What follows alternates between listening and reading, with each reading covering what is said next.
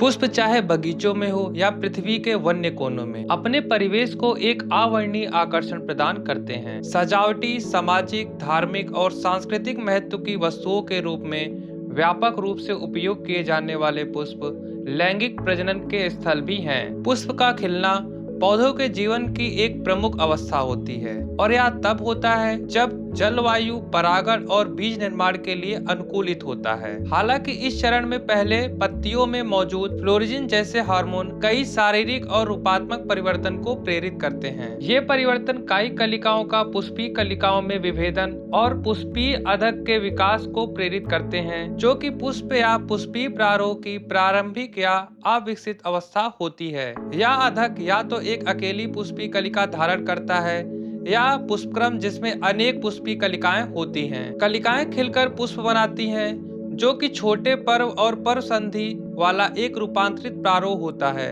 इन्हीं पर्वों से 4 रूपांतरित पत्ती सदृश संरचनाएं उत्पन्न होती हैं, जिन्हें चक्र कहते हैं, जो एक डंठल के फूले हुए सिरे पर व्यवस्थित होती हैं, जिन्हें पुष्पासन कहते हैं। इन चक्रों में पुमंग, जयांग, बाह्य दल पुंज जिसमें बाह्य दल होते हैं, दल पुंज जिसमें पंखुड़ियां शामिल होती हैं, इनके अंदर सम्मिलित होते हैं। बाह्य दल पुंज और दल पुंज जब साथ होते हैं तो इन्हें परिदल पुंज कहा जाता है। यह अक्सर कीट परागणकारियों को आकर्षित करने के लिए चमकीले और रंगीन होते हैं। जयांग जिसमें एक या अनेक अंडाप होते हैं, मादा प्रजनन भाग का प्रतिनिधित्व करते हैं, जबकि पुमंग जिसमें पुंकेसर का एक चक्र होता है, पुष्प का नर जनन भाग का प्रतिनिधित्व करता है। हालांकि एक पुमंग में पुंकेसर की संख्या और आकार अलग अलग पुष्पों की प्रजातियों में अलग अलग होते हैं, लेकिन मूल संरचना समान रहती है। प्रत्येक पुंकेसर एक तंतु और परागकोश से मिलकर बनता है। तंतु एक लंबा और पतला डंठल होता है, जिसका समीपस्थ सिरा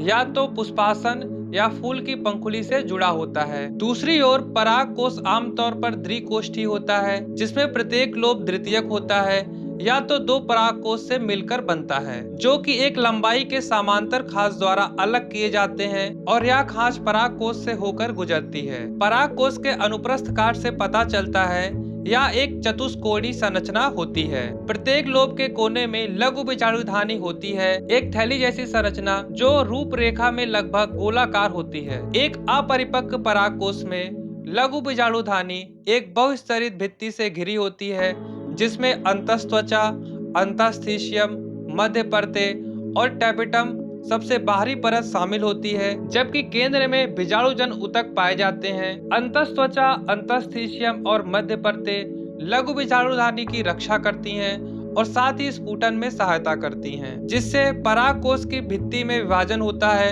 और परागकण अवमुक्त होते हैं। टैपेटम जिसकी द्विकेंद्रीय कोशिका में घने कोशिका द्रव्य होते हैं, विकासशील परागकण को पोषण प्रदान करते हैं। दूसरी ओर बीजाणुजन ऊतक संघनित रूप में व्यवस्थित सजातीय द्विगुणित कोशिकाओं के एक समूह से मिलकर बनता है, जिसे लघु बीजाणु मात्र कोशिकाएं या पराग मात्र कोशिकाएं कहा जाता है। ये लघु बीजाणु मात्र कोशिकाएं अर्धसूत्री विभाजन द्वारा विभाजित होकर अगुणित लघु बीजाणु बनाती हैं, जो कि एक चतुष्क में खुद को व्यवस्थित कर लेती हैं। एक लघु बीजाणु मात्र कोशिका में अर्धसूत्री विभाजन द्वारा लघु बीजाणु के निर्माण की प्रक्रिया को लघु बीजाणु जनन कहा जाता है। जैसे जैसे परागकोश परिपक्व होता है, लघु बीजाणुधानी और लघु बीजाणु दोनों में परिवर्तन होते हैं। लघु बीजाणुधानी पराग कोशों में विकसित होती है, जो पराग कोश की पूरी लंबाई के समांतर रेखा से फैली होती है। लघु बीजाणु चतुष्क से अलग होती हैं और परागकण में विकसित होने लगती हैं। इस प्रकार पराग कोश में हजारों परागकण होते हैं, जो समसूत्री विभाजन द्वारा 2 असमान कोशिकाएं बनाती हैं। बड़ी कोशिका, जिसे काई कोशिका के रूप में जाना जाता है,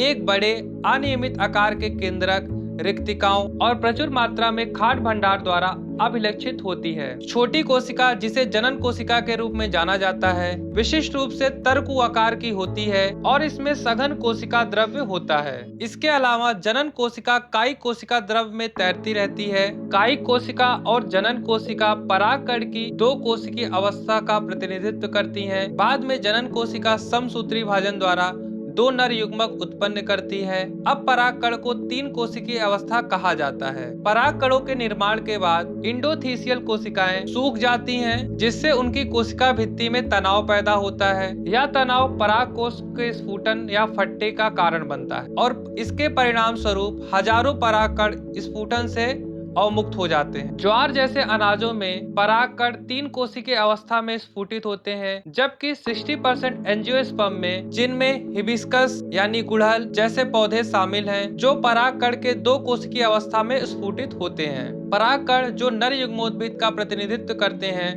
विभिन्न आकार, आकृतियों और रंगों में पाए जाते हैं। इसी के साथ हमारा वीडियो का पहला पार्ट समाप्त होता है। अगर आपको यह वीडियो पसंद आता है तो हमारे चैनल को लाइक, शेयर एंड सब्सक्राइब जरूर करें। नेक्स्ट वीडियो जल्द से जल्द आपके समक्ष लाने की कोशिश करेंगे। धन्यवाद।